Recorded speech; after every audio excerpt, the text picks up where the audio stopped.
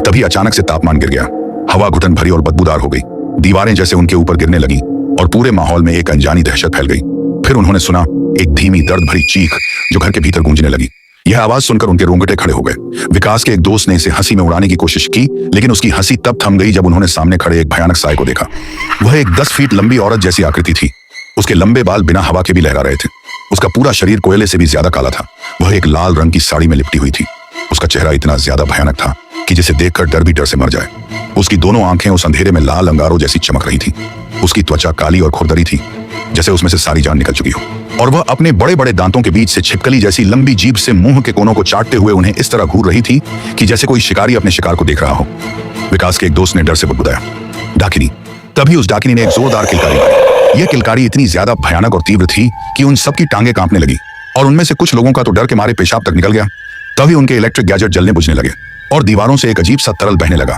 साथ ही साथ भयंकर सड़ान पूरे कमरे में फैल गई। यह देखकर घबराकर वे सब भागने लगे, लेकिन जितना तेज वे दौड़ते घर उतना ही बड़ा और जटिल हो जाता। वह एक भूल भुलैया में बदल गया था जिससे निकलना असंभव था।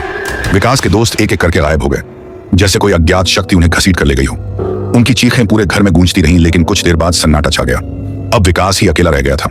वह लड़खड़ाते हुए एक ऐसे कमरे में पहुंचा जो उसे अजीब ढंग से जाना पहचाना लगा। ऐसा लग रहा था जैसे दीवारें सांस ले रही हों और कई अदृश्य आंखें जो उसे ही घूर रही हों और उसका मजाक उड़ा रही हों। तभी कमरे के बीचों बीच पता नहीं कहां से डाकिनी प्रकट हो गई। अब उसका चेहरा पूरी तरह से दिखाई दे रहा था, जो बहुत ज्यादा डरावना और ताजा खून से भीगा हुआ था। उसकी आंखें लाल लाल अंगारों के जैसी चमक रही थीं। उसके दांत इतने बड़े बड़े थे जैसे किसी राक्षस के हो, और उसकी लंबी जीभ छिपकली की तरह बार बार अंदर बाहर हो रही थी। और उसके चेहरे पर ऐसी हैवानियत भरी भयानक मुस्कान थी जिसे देखना भी असंभव हो रहा था। और उसके मुंह से ताजा ताजा खून टपक रहा था, जो विकास के दोस्तों का ही था। फिर वह डाकिनी भारी आवाज में संस्कृत भाषा में कुछ बड़बड़ाते हुए धीरे धीरे विकास के पास आते आते एक जगह रुक गई और दूर से ही विकास की आंखों में घूरने लगी। तभी अचानक वह जोरदार किलकारी मारते हुए बड़ी तेजी से बिल्कुल विकास के चेहरे के पास आ गई और उसकी आंखों में आंखें गड़ाकर देखते हुए उसके चेहरे पर अपनी लंबी कांटेदार जीभ ऐसे फेरने लगी जैसे कोई शिकारी अपने शिकार पर अपनी जीभ फेर रहा हो। इस घटना से विकास के दिल की धड़कनें धीमी हो गई और उसका शरीर भी पैरालाइज पड़ गया। साथ ही साथ उसका मलमूत्र वही छूट गया। फिर उसको डाकिनी के तीखे दांत अपनी गर्दन पर घुसते हुए महसूस हुए। उसी के साथ साथ उसे अपने शरीर की हड्डियां भी बड़ी बेरहमी से टूटते हुए महसूस होने लगी। फिर धीरे धीरे विकास की आंखों के आगे अंधेरा छा गया। कह सकते हैं उसकी जीवन लीला समाप्त हो गई।